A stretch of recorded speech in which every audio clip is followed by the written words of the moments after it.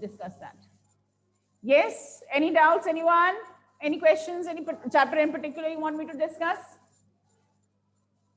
No, ma'am, we know everything. See, look at our marks in the test and we've done so exceptionally well. We know everything. Yeah, no need to tell us anything. Fine. Okay, so let me start then. I'll ask you a few questions and let's see if we have, okay, this is,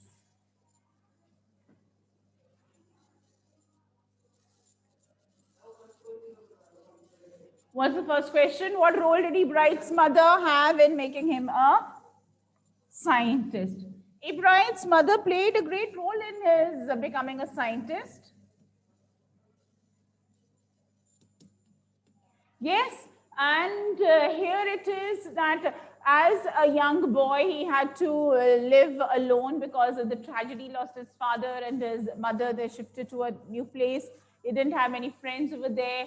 During the daytime, he was busy at school, but later on in the evenings, then she would arrange for some kinds of activities so that he could remain busy. So whether it was reading books, whether it was collecting things, so he started doing all that. And later on, how she even bought him all these, telescope also and other materials also so that he could start. And she got him this book, The Travel of Monarch X. And after reading that and going through the, questionnaire, and he started tagging the butterflies. And his interest in doing science projects, how it developed, right? So she was there a big role, she provided him all the facilities. She gave him the encouragement. She provided the background, you can say, the driving force. She was behind this person becoming a scientist, okay? So it is not only the curiosity that he had, the desire for learning, to read, that was because of the childhood habits that were started by his mother, okay? So that it is you say that these qualities are seen right from the childhood, what the person is going to become. So they sowed the seeds of curiosity, of learning, and he became a scientist, okay? Fine. Next, let's see.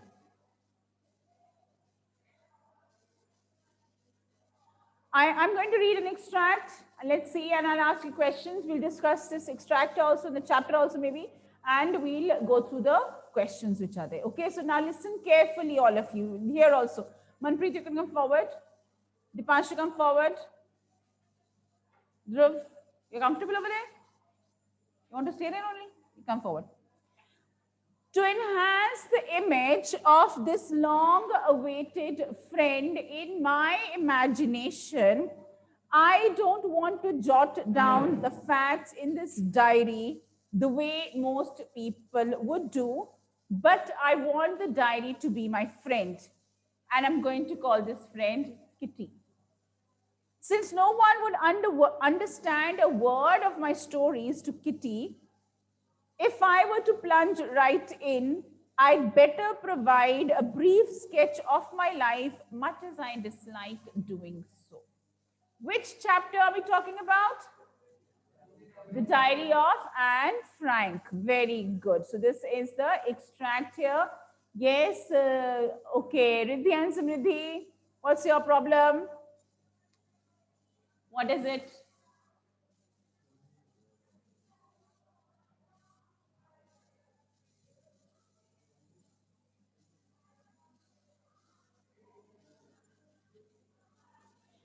Now, who was the long-awaited friend of Anne? Why? Did Anne have many friends? Anne was a talkative girl. Then who did she talk to? She talked to the friends, right? But what kind of friend does she want? Yes? Someone she could share a problem, someone who could understand her, someone she could discuss things with, and she didn't have such a close friend. So when she got the diary as a friend, when she got this diary, so she was very happy and decided that I am going to share all my secrets with this diary. What did she name her diary? Kitty. And How, like when you talk to a friend, you talk about yourself first, you give your introduction. So she started by giving her introduction. So she started by talking about her family, about her childhood, about her grandmother, about her parents, all this she started talking about, okay? And then, yes, so she started writing in the diary. And when she writes there, first thing that she talks about is that how the students were very anxious about the promotion to the next class. And she talks about that how teachers are the most unpredictable creatures, okay? That you never know what the teacher is going to do. So she is there, you know, and how does she give that instant? And everyone is wondering that who's going to pass and who's going to go to the next class. Then she talks about an incident that happens in the class because she's quite talkative.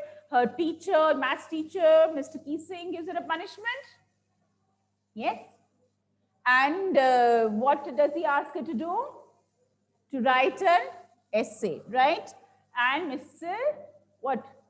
The chatterbox that he asked her to write, and she very nicely writes an essay justifying why she is a chatterbox. Who's a chatterbox? A person who talks a lot. And yes, so then it is the incorrigible chatterbox, and then it is quack quack goes the chatterbox, all these essays that she's writing. And each and every essay she justifies herself. And in fact, in the last one, it is written in the poem form of a verse, as in a poem. You know, she writes that with the help of a friend. And then the teacher after that, he says that, no, this girl is quite talkative. She's not going to listen to anybody and she is going to carry on talking. So he did not say anything to her. Okay. So she was also, you know, like otherwise, it's quite possible that the teacher might have got angry that how could you write such an essay and how can you go against the teacher? I made you write this essay so that you realize your mistake. But she did not realize a mistake. She's justifying a mistake. That this is why I am a chatterbox. Okay. So after that, the teacher also did not say much to her. So he also gave the punishment and he also took her response in the right spirit. He did not get annoyed or angry, but he gave her a few more essays to write, which she justified completely. Okay. This is what the chapter is about. Yes. Now, Anne says, I can write in the diary. I can write all my experiences. And the diary is going to listen to her. And he says that paper has more patience. So a lot of patience here. I can just keep on writing whatever I want to. And the book paper is not going to reply. Just like you are there sharing your secrets and someone is not going to tell them. That book is not going to reveal. Okay. So now let's come into the questions now. Who was a long-awaited friend of Anne? Why? Okay, I'm giving you the options. School friend, kitty, both A and B, or none. Who's a long-awaited friend? It was the kitty. Who's kitty? Diary, yes. Now, what did she provide in her diary? What did she start off writing in her diary? Was it about her family? Brief sketch of her life? Both A and B, or none? Both. So she started writing about herself and she wrote about her family. Okay. Now find the word from the extract which means the same as submerge. Submerge. There's a line over here. Since no one would understand a word of my stories to Kitty, if I were to plunge right in. When you read the extract, please try to find out words which you think are new to you, which are unfamiliar, and which you think could be similar. Plunge. To take the plunge. Plunge deep into the water. That means, what does it mean? Submerge. To go underneath it, right? So here, what is the word which means the same as submerge? Is it plunge? Is it sketch? Which word is it? Plunge, okay? Yes, so plunge means submerge, similar to that. Next is to write down the idea as and when it occurs in our mind. What do we call it down? The teacher is set right, or you want to write a poem and you want to write a story, anything, some ideas are coming and you're just writing them side by side. What do we call that? Is it called imagination? Is it called jotting down? Is it called plunge? What is it called? What will you call writing the words here, you know, side by side as the ideas come to your mind? What do we call it? I've given you the hints. I've given you the hints, the choices. Is it imagination? Is it plunge? Plunge meaning we have discussed right now. Or jotting down? Plunge, what is the meaning of plunge? We have just discussed. Submerge, so it's cross, not that. What is imagination? Dreams. Imagination is in your mind, your ideas. What is it when you just keep on writing your ideas on the paper? That is jotting down. Okay, fine. This is how you are going to find out the meanings. What? That is what you have to understand, no? What does it mean to write down one's ideas? You know these two words. I know what is imagination. I know what is plunge. So obviously the word which is different here, it is jotting down. And here what does she do? Jotting down in a diary. What do you write in a diary? Words, thoughts, right? So you can come to that, okay? Yes, jotting, right, correct. Let's read the next one. Which chapter is it from? Which chapter was extract from? The Diary of Anne Frank. Okay. Now let's come here.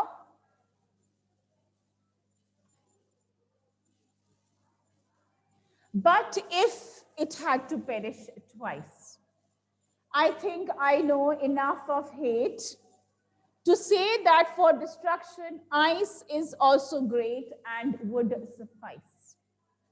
But if it had to perish twice, I think I know enough of hate to say that for destruction, ice is also great and would suffice.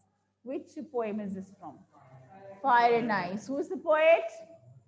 Who's the poet? Robert Frost.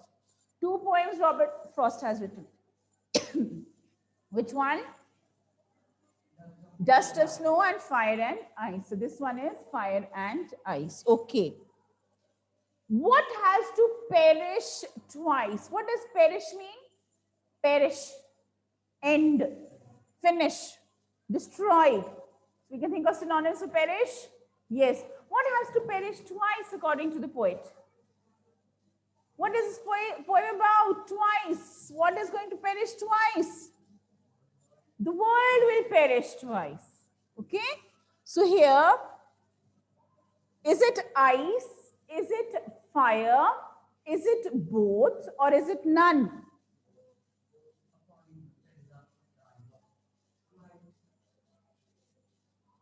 Ice has to perish twice, no? None of the above. It's neither ice, it's neither fire. What is the poem about? It is about the world, about the earth perishing. Okay? So this is not about fire, but it is talking about what fire and ice can do. Okay? Yes, so none of the above. What does the poet know enough about? What does the poet know enough about? He knows to perish twice, incomplete here. He knows there is enough hatred in the world. He knows the reason for destruction, or none of the above. I repeat once again, what is it that he knows? He knows to perish twice, incomplete. This is wrong. He knows there is enough hatred in this world. He knows the reason for destruction, or none of the above. He knows the reason for destruction.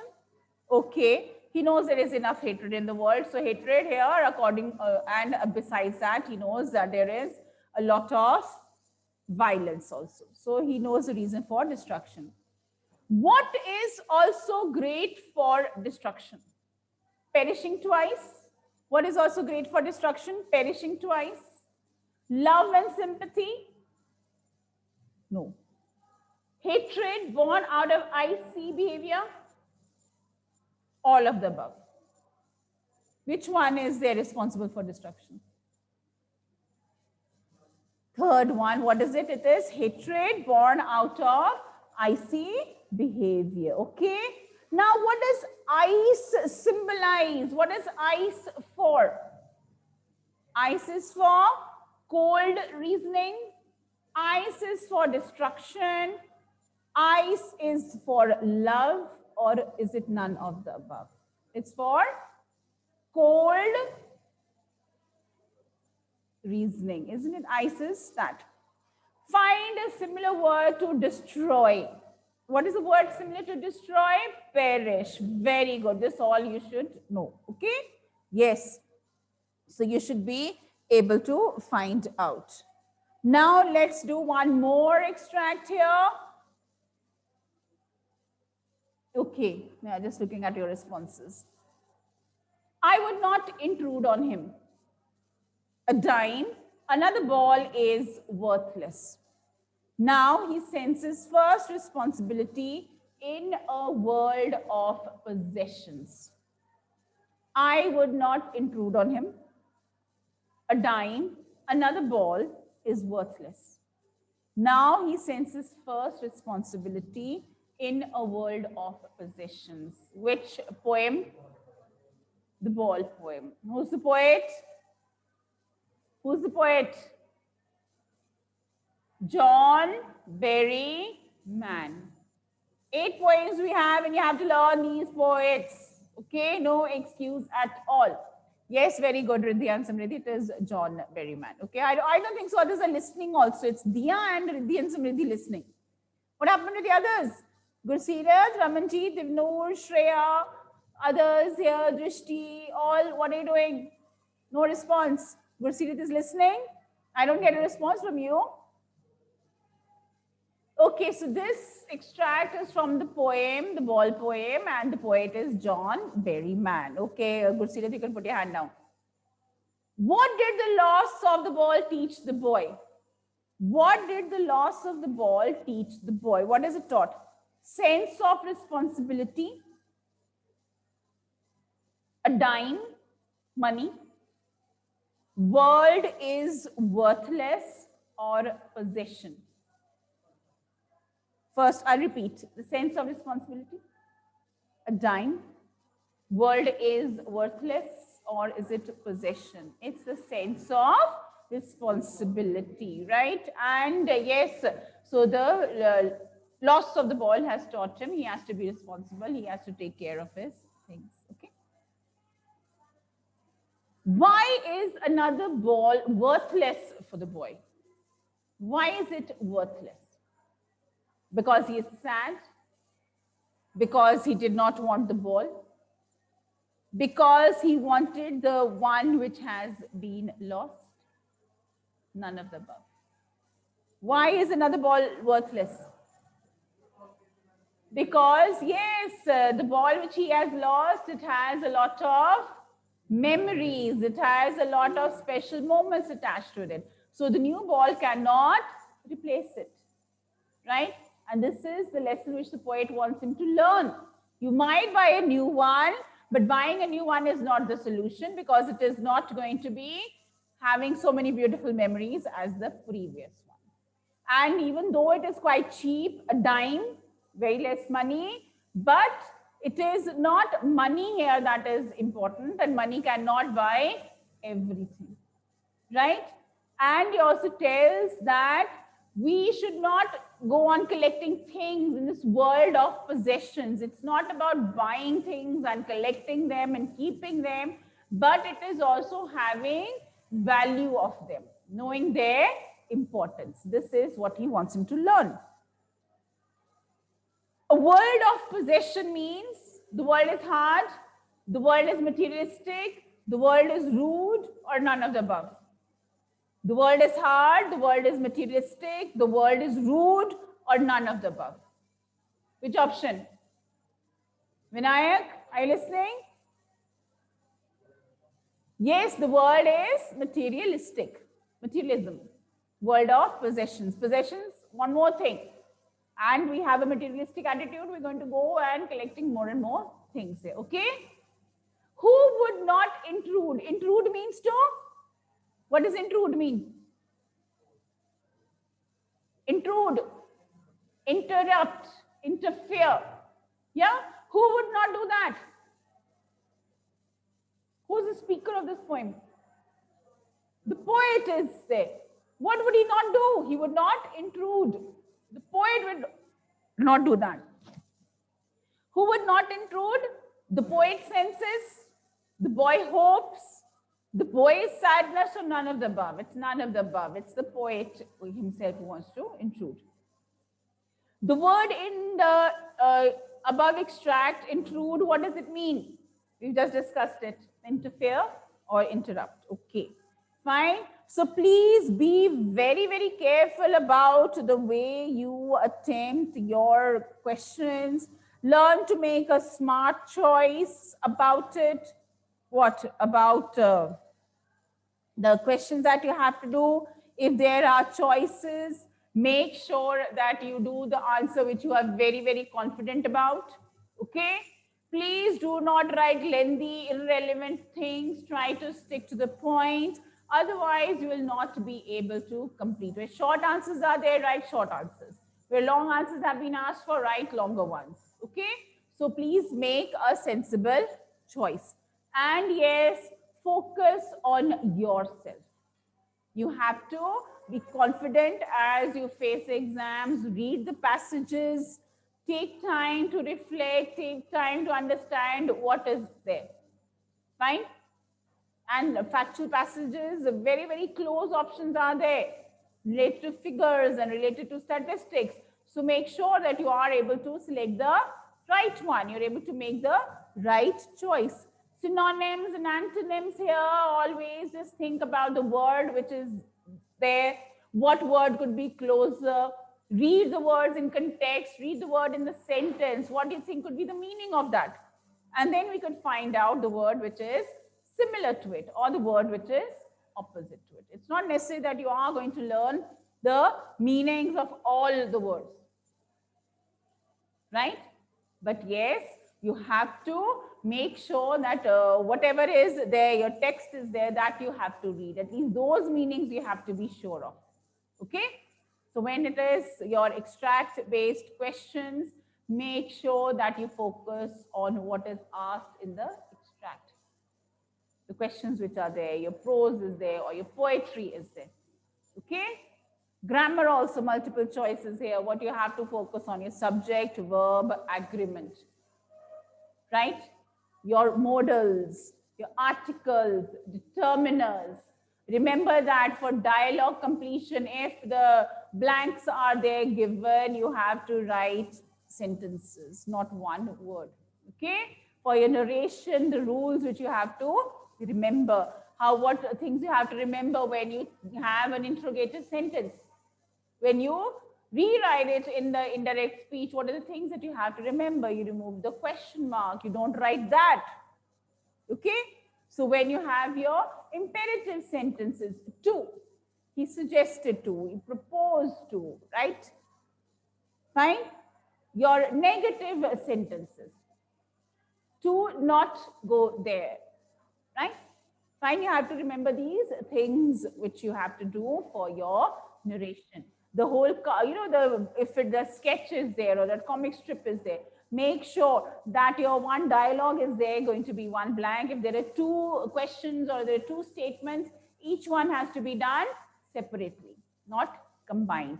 So see the options there.